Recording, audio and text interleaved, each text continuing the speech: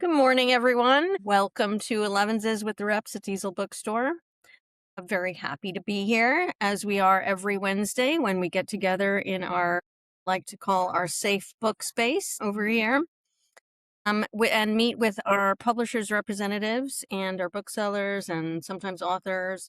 And we discuss all of the new, upcoming, and recently released titles, sometimes old favorites that our professionals want you to know about, and fill you in so that you can add to your to be read pile, which I say every week, like a broken record, but I do add to it every week. And every week it finds me begging, hey, do you have one of those? I need one of those.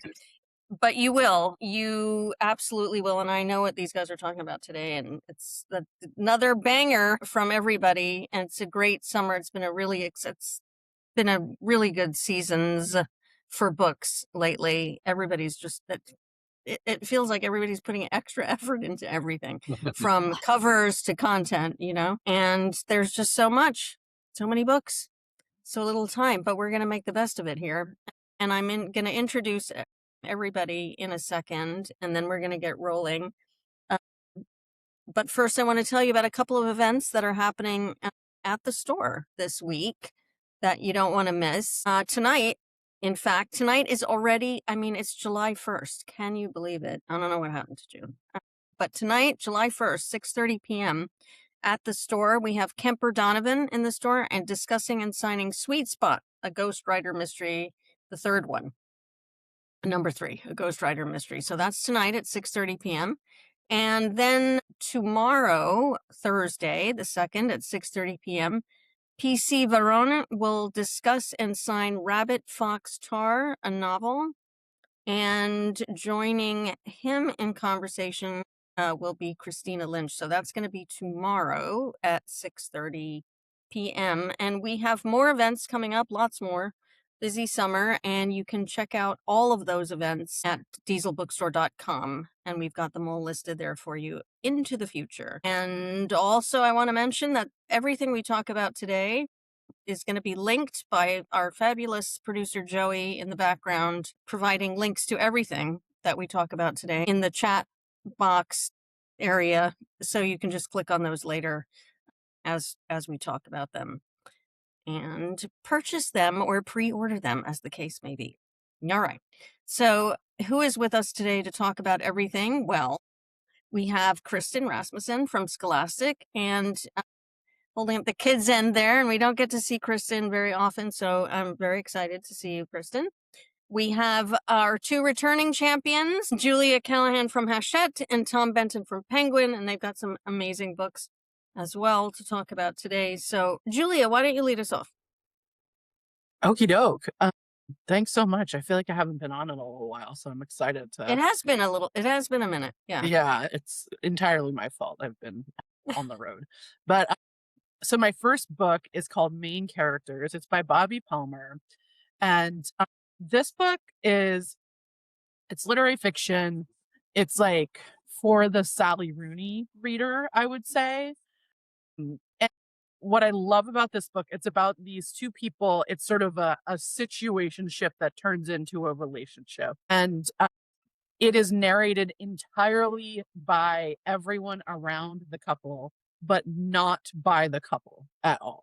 So it's like their friends, their family, the barista that works at their coffee shop that they go get coffee in the morning, the delivery guy who delivers their takeout. They sort of tell the story of this couple. And it's so the effect of it is like, I always think about how you can never know the interior of someone's relationship, really, unless you're in it. But the effect of this is to sort of say, like, what does a relationship, what do 2 people, like the effect that they have on the community around them? So it's really fascinating. It's really fun. I would say it's like, it's sort of a beach read, but a little bit of a smart beach read that really will hold your attention. And just a really fascinating book. I mean, in ways, like I said, Sally Rooney, but also reminded me a little bit of Lauren Groff's Fates and Furies with the shifting sort of perspective. And this got a starred book list review, and has just been getting some great sort of feedback from folks, we have this great quote from Library Journal that says, "A brilliant story that defies the understanding of ordinary people. Palmer's emotionally encapsulating cynical relationship novel will mend hearts that didn't know they were broken." So a really good novel, particularly if you just like a good like character study. I love the idea of this novel from the moment I saw a pre-publication copy.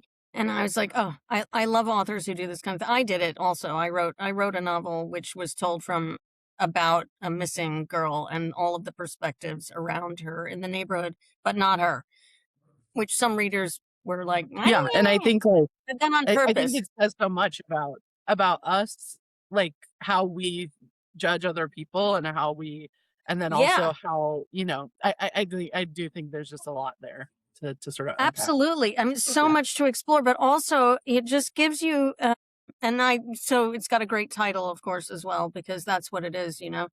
And, but it just, you know, if a relationship falls in a forest, does it make a sound?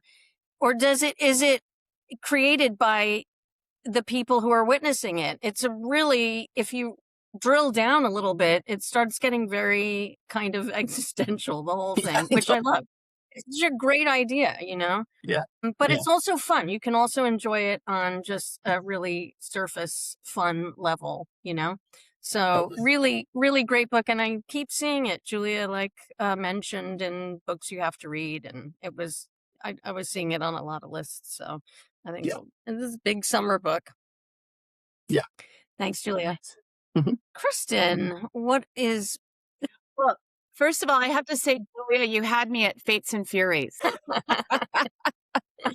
One of my favorite of all time. And I feel like books like that are such good book club books. They always are good discussions, Totally. when you have those different perspectives. So I have something a little lighter.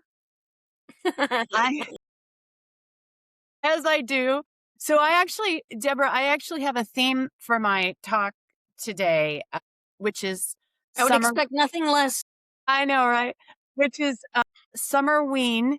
So it's never too early to start thinking about Halloween. I have two kind of that feel a little bit more like Halloween, and I have one that feels definitely like summer. So first up is Millie Fleur's Pumpkin Problem from the wonderful, oh, there it is. Joey's got it up on the screen. From the wonderful Christy Mandin. I talked about Christy before on Elevenses, but I just cannot say enough good things about her and her writing and her art and her humor and her humanity. She just is the most wonderful writer. We have so happy to have her on our list. So Christy's written several Millie Fleur books for us, and this is the third, and more coming this fall. But this one is so fun. It's a little bit of a different format. It's what's called a paper over board format, so it's great for young kids. I'd say the sweet spot for this one is probably like a 5 or 6-year-old, because surprise, surprise. First of all, look at these end papers, how pretty. She does such a good job. And little bonus, it has stickers at the back. So who doesn't love stickers?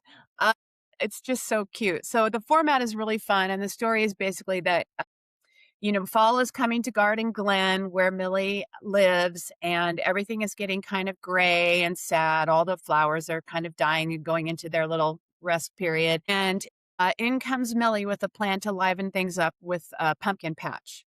So, as usual, in Millie's stories, hilarity ensues and some antics and some problems. But of course, she finds a way to bring everybody together, as she's done in her other two books, to make things better and to build community. So, Millie Fleur's Pumpkin Problem is out next week on the 7th. And I know that Diesel has ordered up a mess of these books. So, go see them and get this one because your kids will love it. And don't forget stickers.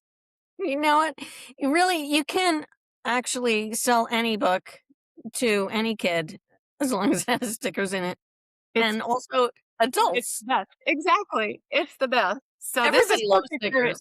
right? Everybody loves stickers. It's perfect for a road trip. It doesn't have a jacket, so it's easy to throw in the Yeah. car. It's got stickers. It'll keep them busy. And she just has the best. I just love Christy's whole vibe. She's the best sense of humor. You know what a fan I am of Millie Fleur. I love I Millie know. Fleur. I know. She's the She's the best. cutest. She's the cutest. I think we should just probably have Halloween year round. I'm thinking. I love Yes. it. I'm into Right? it. Let's I do think it. we should just do that. I went into a home goods store to pick something up the other day, and it was like full Halloween everywhere, and I really got very confused for a It's minute. happening. Absolutely It's happening. no idea where, when I was, or anything. It used to So be I rules. think There are no rules anymore. No more. no. I mean, all why blurry. not?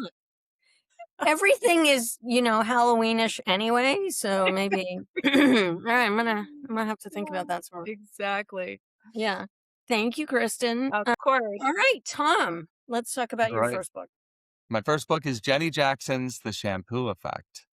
So Jenny Jackson, author of Pineapple Street, which was her debut novel and a bestseller, and she's got another big book here. So this is the story of a group of friends in fictional Greenhead, Massachusetts. They've grown up together. Now they're in their 20s and 30s, starting to think about adult things, but they're still, making the same mistakes they've always made. And into their world comes Caroline Lash, who is from New York, and she's just won a writer's grant to spend time in this writer's retreat, basically, in this small town in Massachusetts. So she's the outsider who brings change to this group, I'll say. So she's the daughter of a very famous best-selling writer. Her mother is a very famous writer. So there's all kinds of this book is so much fun. And also I personally loved all the literary stuff that is woven throughout, which includes, so Caroline gets there, she falls in love with Van, who everybody seems to all the women of the group have always fallen in love with. And then the real thing happens when Van's ex-girlfriend, Bailey, is pregnant with Van's child.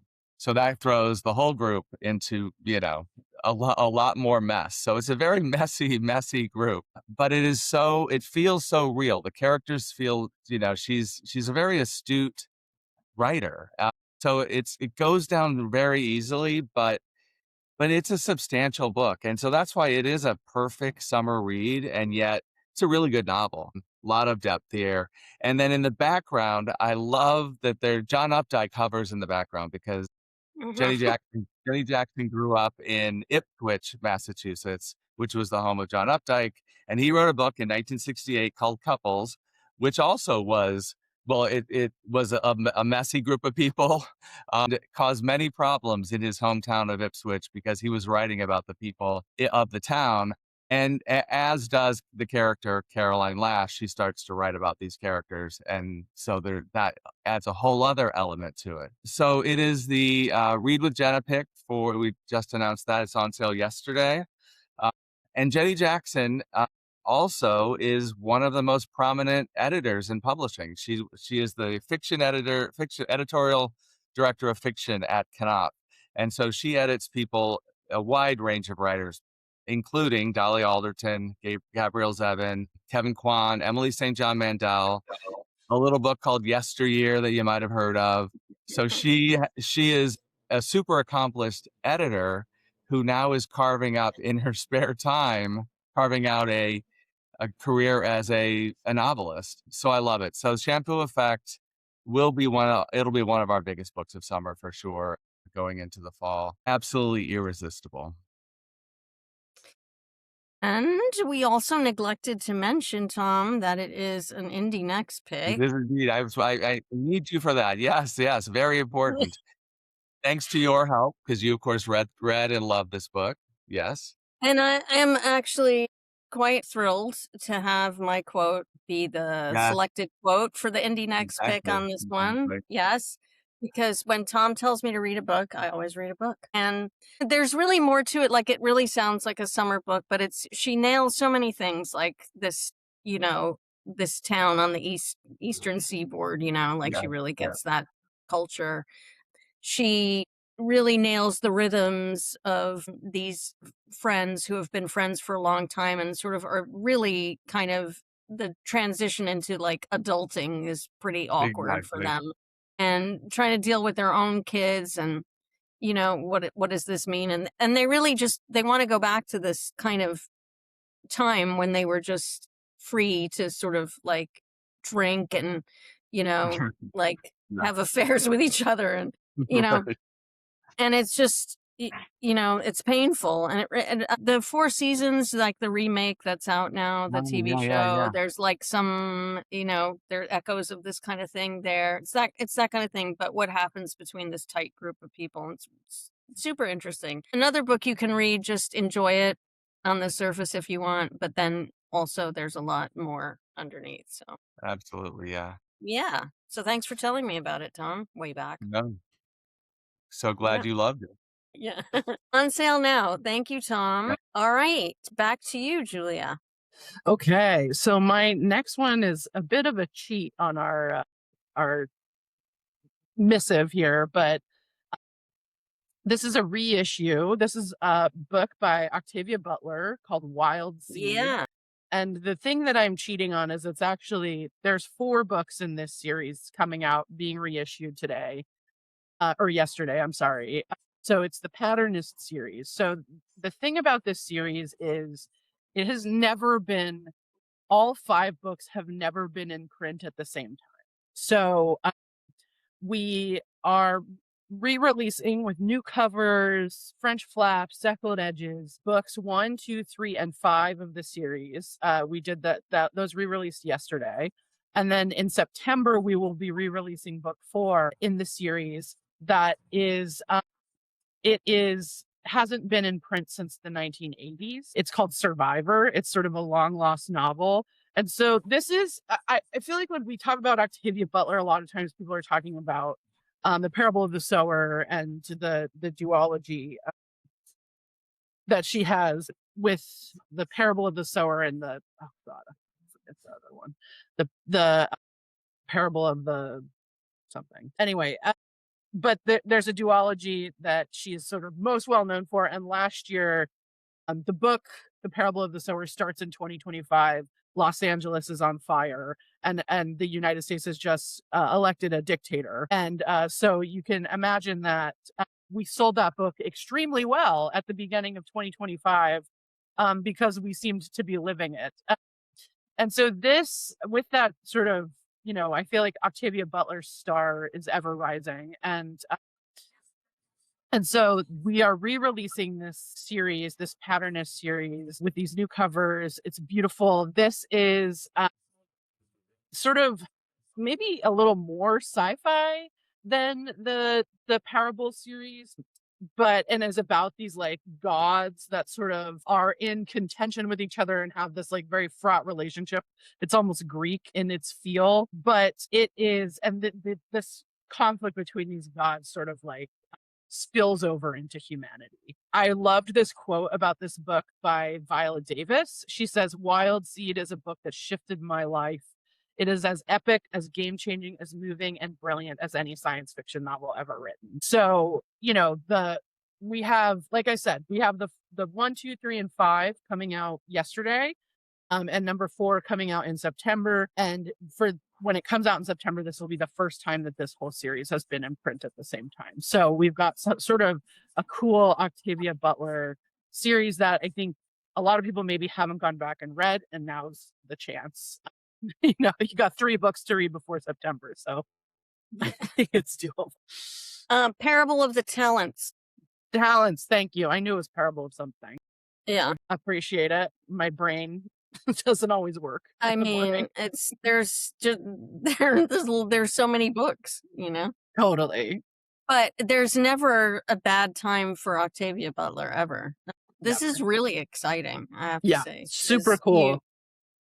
You can find Octavia Butler, especially here, because she's local, and really loved. But you can always find her. But unless you know what you're looking for and you go in, But this is great because this will introduce her to a whole new group of readers and who get to see her, and then others who didn't know that they wanted to read for the first time, actually. So, yeah. That's and she just has such a great perspective. Oh, for yeah. those that don't know, she's a Black woman, and sort of that perspective on sci-fi, and sort of a perspective that I think sometimes is lacking and Yeah, but I mean, she was or also like just historically has been incredibly lacking. prescient, Yes. like she called so much of like on a Like all of granular. 2025. Yeah, yeah, exactly. So very exciting. Thank you, Yeah. Julia. Sure thing. Back to you, Kristin. Okay. Continuing with my Summerween theme, the next one up is Max Brallier's The Dark. This, I mean, such a great cover, first of all. So Max is an LA writer, and we just love him. He has done a series with Scholastic for a while now called the Mr. Shivers stories. And so what we did is we took a bunch of the Mr. Shivers, some of the best of Mr. Shivers, and Max wrote a new one for us and compiled it in this wonderful collection that is perfect for kids. I would say it's a great kind of first, second grade is kind of the sweet spot for this one. It's got several stories in it, and it's written in a way where it's very obviously very beautiful illustrations, heavily illustrated. The text is a little bigger, it's a little spaced out, so it's perfect for the beginning reader, and it is spooky. So this is for that kid who wants a spooky story. This is packed full of them, and they are so, so good. And I love this package. I love the way that it's designed. I absolutely love the illustrations. And I think Max is just a genius at this. And he spoke recently at a conference of booksellers we had in Pasadena not long ago, and just kind of said that embracing the spooky things and giving kids a way to embrace them and work through them is a really powerful tool for young people. And I could not agree more. So I think this is just the right amount of spooky. It's perfect for your first, second graders who are, learning to read. And it's absolutely fantastic. So this is Max Brallier's The Dark and Other Scary Stories. And this one also comes out on July 7th. So next week, this one will be out. And again, I know Diesel has many on order, so you will be able to get it. Kids really, I've been thinking about this a lot lately as the world gets scarier and scarier, but kids always really, really love scary stories. They love to be scared. There's just a long tradition, and we just kind of accept that. But I can't tell you how many times I've had kids come in and I want something really scary. No, really, really scary. Yeah. And it's like, sometimes you have to look at the parents and go like, where's the line? Like what? And when I was a kid, I really loved disaster movies. Like I just could not get enough of, people, like huge numbers of people being wiped out by natural disasters. Buildings on fire, big waves, whatever. Yeah. But there's like a lot of research on this. Well, not a lot, but there's research on this. It's just, and you do that to inure yourself to the scariness of life, and that's how these stories function. Right. Because the world is a scary place, especially when you're a kid and things are new and you don't, and unexpected and you don't know what's going to happen. So, if you go to the end and you sort of inoculate yourself by being scared. I mean, it's also fun to be scared. I mean, for some people, not for everybody, but it helps sort of protect you, It does. It does. And he does it so thoughtfully and brilliantly. And the stories are really fun. It would be great to read with your kids if you want to kind of go back and forth. Reading it together would be super fun. And, one story before bed every night, when that'll toughen you right up. Yeah, but I mean, they're not too bad, No, definitely not. It's perfect for just emerging readers. I think it's perfect for them. Yeah. Excellent. And not limited. We don't need to limit ourselves to Halloween. So that's year round. Year round. Yeah. Yeah. Thanks, Kristin. Back to you, Tom.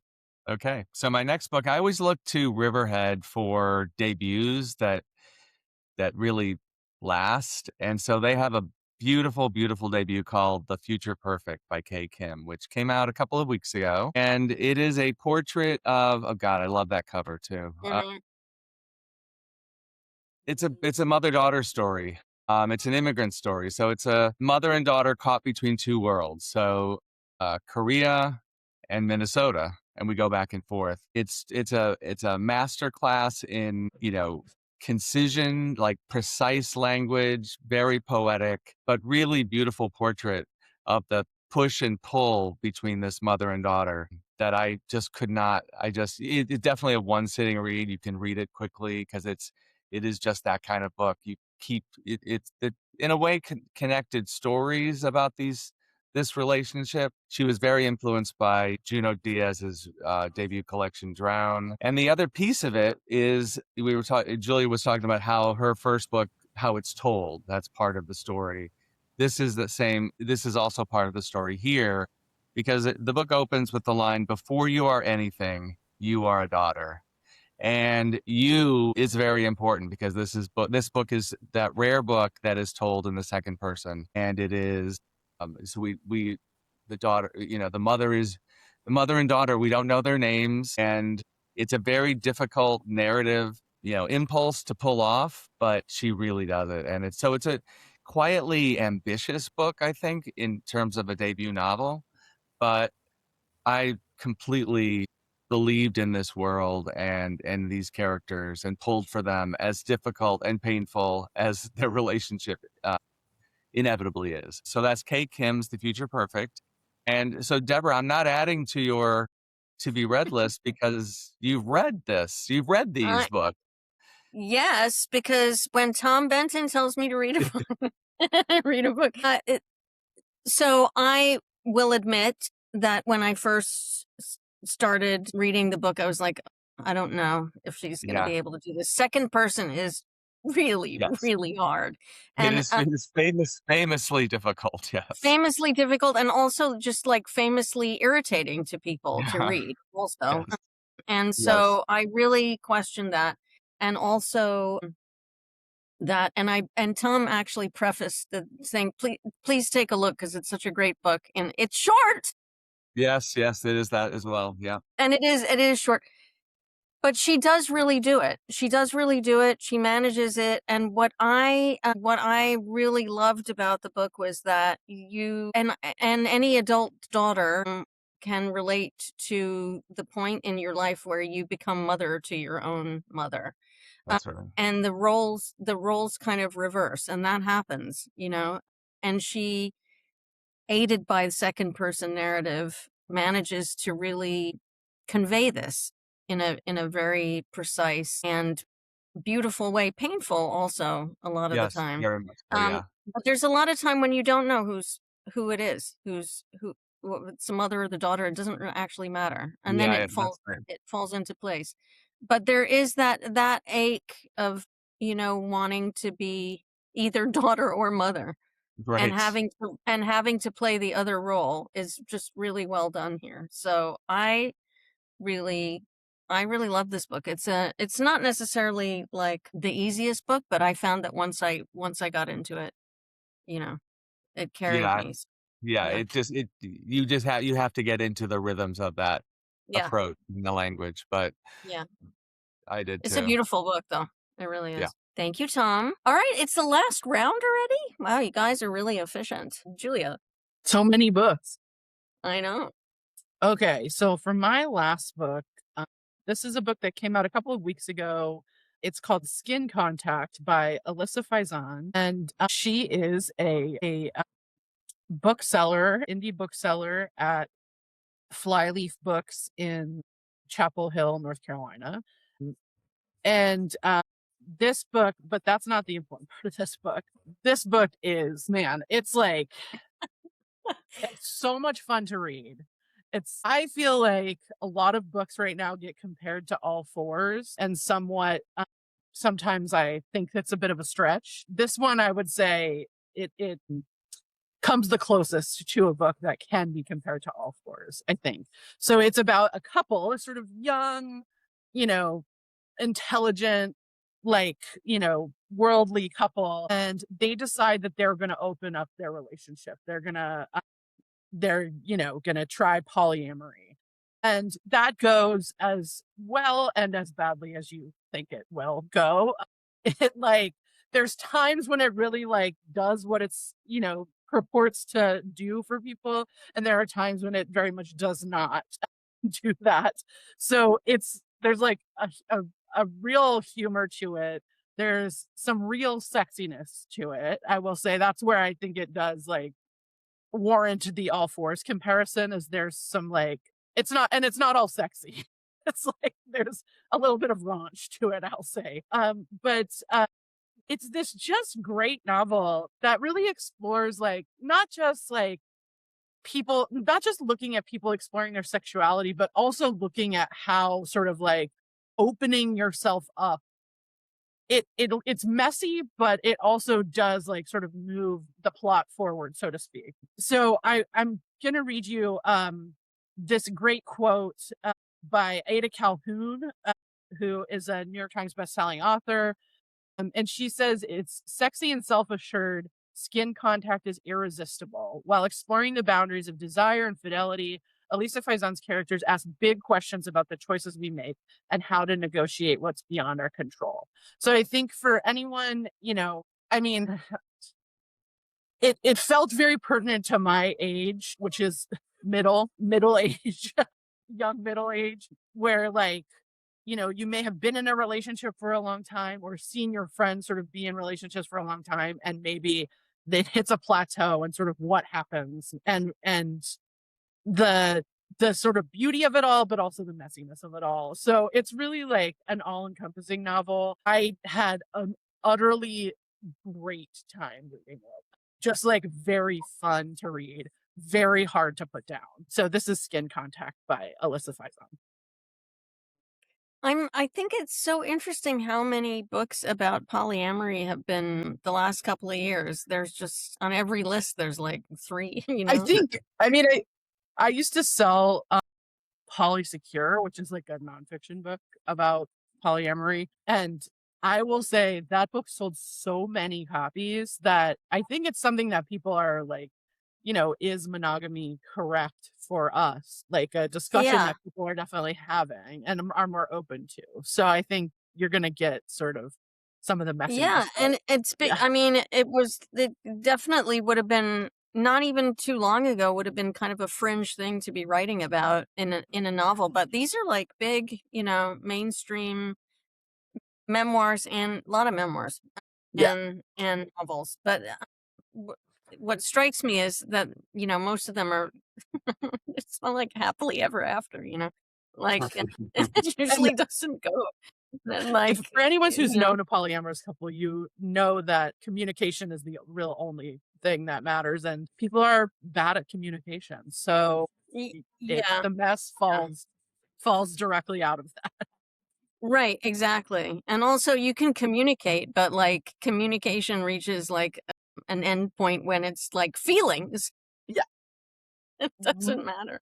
Exactly. So that's a lot of fun. Thank you, Julia. Sure thing. All right, Kristin, what is your last book of the day? I always have to laugh whenever I see Julia and we do our rep pick thing, whether it's at Diesel or wherever. And I'm like, please don't make me follow Julia. Please don't make me follow Julia.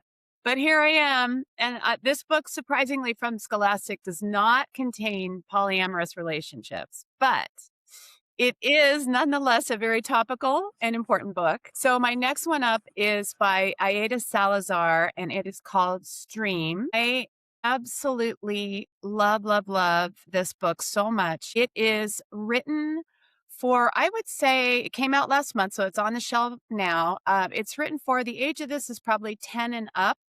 The characters in the book have just graduated 8th grade. So we have 2 main characters, a boy and a girl, and they are psyched to be done with grade school and moving on to high school. And they are all about phones and filming content and gaming and all that kind of stuff. And lo and behold, there's a kind of a scandal at school that makes the parents very aware that these kids are on their phones way too much. So it's incredibly topical. And then basically what's happened is they're sent to Mexico for the summer to unplug and work to help in this village. And so this is heavy in a way that it's difficult content, because we're all talking about how kids are on their phones too much and what kind of damage that can do.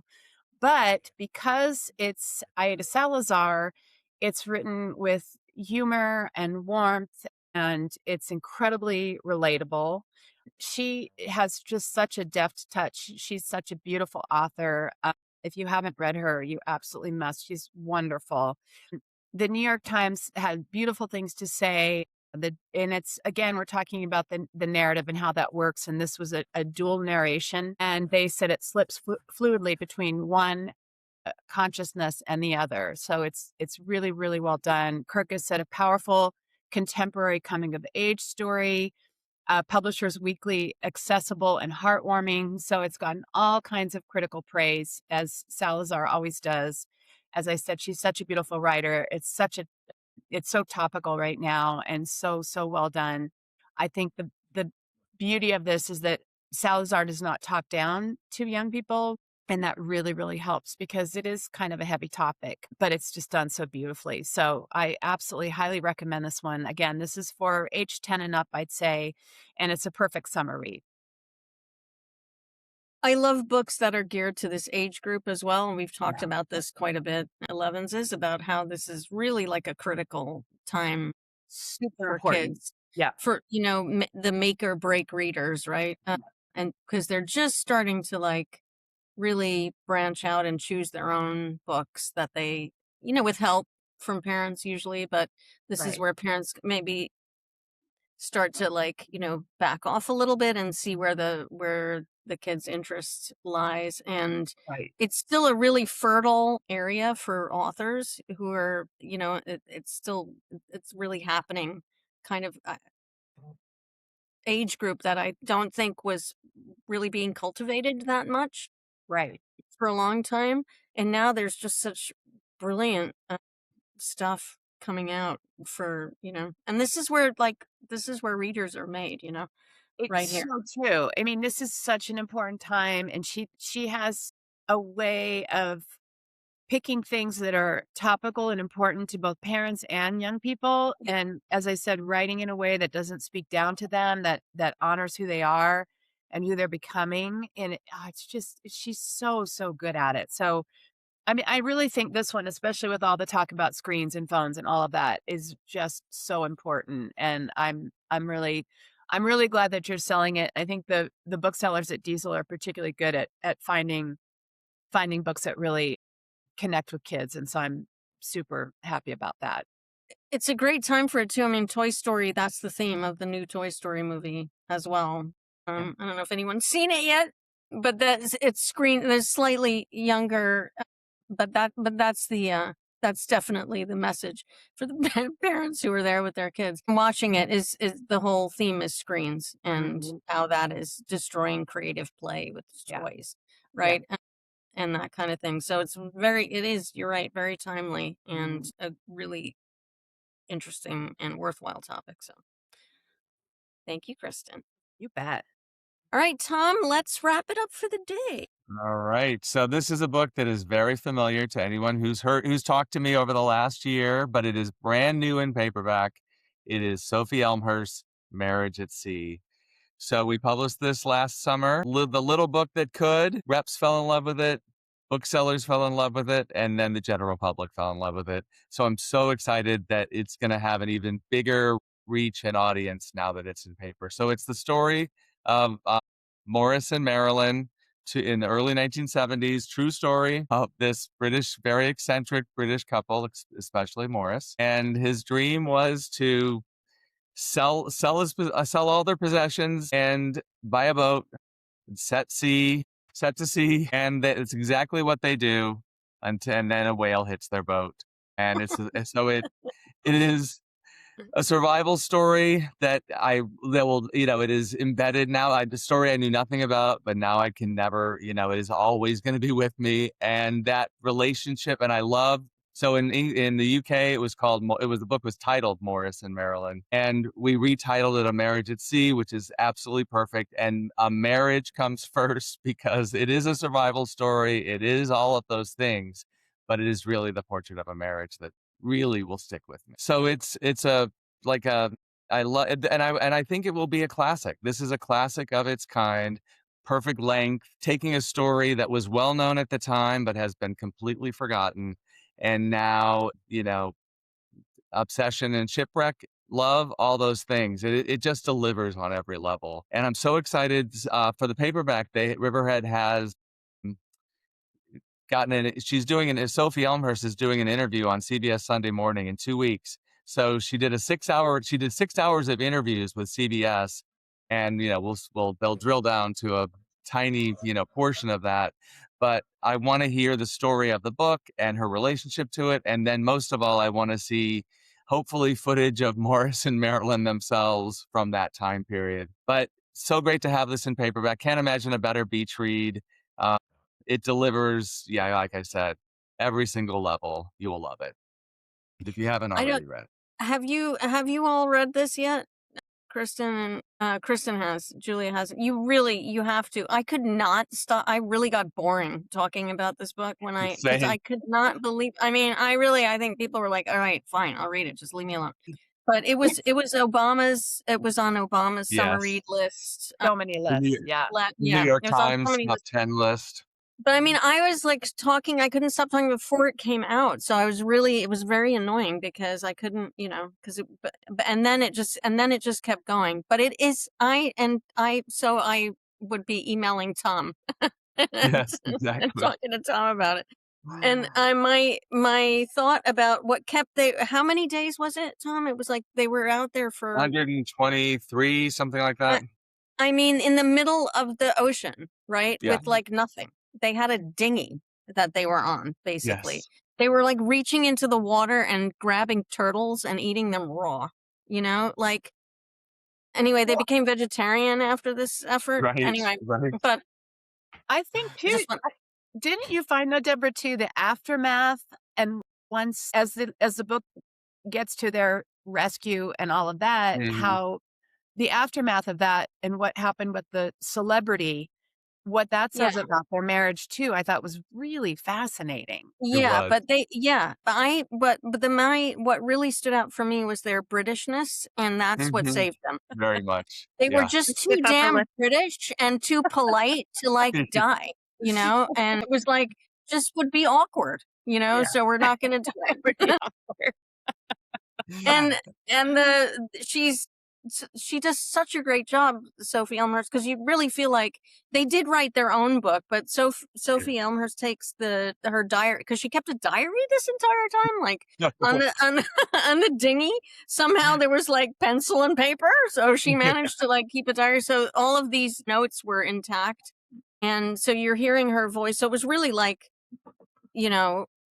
hearing them, and he is like this irascible character, and it's really a one-of-a-kind story. And I was like, why? How come I never knew about this? And I was like, well, because it happened in the 70s. That's why. And it was like a thing. Right. It was really more of a thing in the UK, but not anymore. Now they're really... but I'm looking forward to that interview as well, Tom, because I'd like to hear more different angles on it as well. Because I can't read it for the first time again, I know, it's true, but you do want to experience it somehow again, right? Yeah. I wonder if there's a film coming. Probably. Oh, right? I would think so, yeah. And I just love, it's just such a great, for me, a publishing story of Jen at Riverhead reading this book, Morris and Marilyn, falling in love with it, thinking we can do something with this, and then, but not over-promising, just like publishing it right, and then it finding its audience the way it should. So yes, exactly, because it did start kind of small, Yeah. But everybody who read it just was completely captured by it. So it's word of mouth. That's what it's all about. It's the Tom Benton effect. When Tom read a book. Every one of these books that he talked about today was like, Tom was like, I think you should read this book. See, he's always right. I have more coming. Yes, word of mouth. That is what Elevenses is all about. And so I thank you all very much for coming on today to talk about all of these fabulous books. It's a real treat for me to talk about books that I've read already and be able to talk about them again, and then add to my list again with books that I have not read. So thank you all so much for your wisdom and sharing your time. Julia Callahan from Hachette, Kristin Rasmussen from Scholastic, and Tom Benton from Penguin. We really appreciate you. And we appreciate everybody tuning in. And you know who else we appreciate? Joey, behind the scenes. You know, you can't see him. He's there. Yeah, Joey.